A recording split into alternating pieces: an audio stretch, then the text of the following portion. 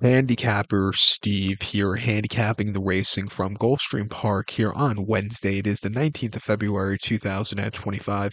Going to look the second race from Gulfstream, but before I get on to that, remember to please follow me on Twitter at Horse Racing Kid 5 for more selections for race courses around the world.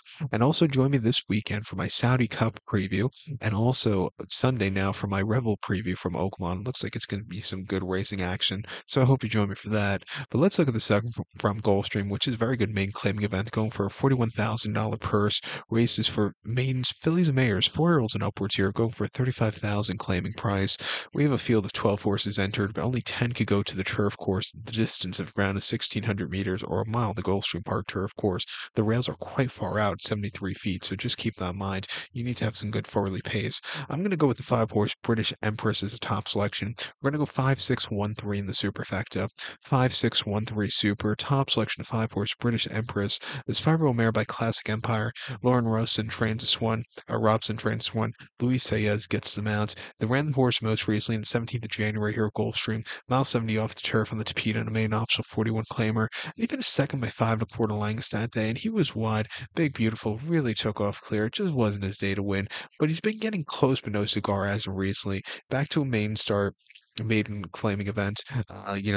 Start number 15. He's bound to break the main. I think this is going to be his best spot to break the main. He likes running on this turf course. Ran two back here on the 14th of December, a mile on a main 35,000, where he finished second by 3/4 length. And he got caught at the wire. He stalked. He had a good position late. He just stopped late, but again, he ran his heart out. Not a bad race in the feet.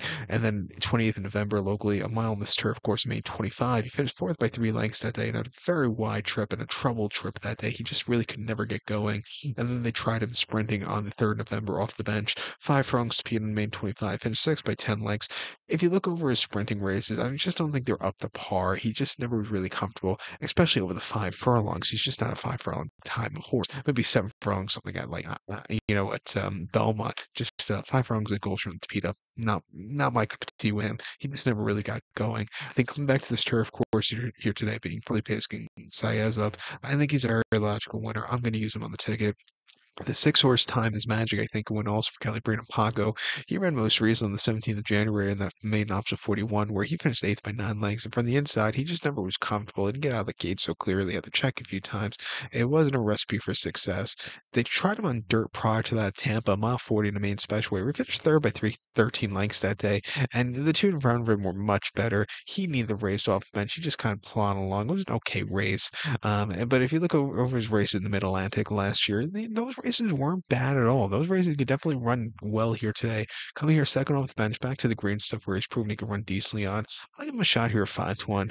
But to recap my selection for the second from Gulfstream, I'm going to take the 5-horse British Empress and give kudos to the 6-horse Time is Magic, 5-6-1-3 Super, 5-6 in the multi race.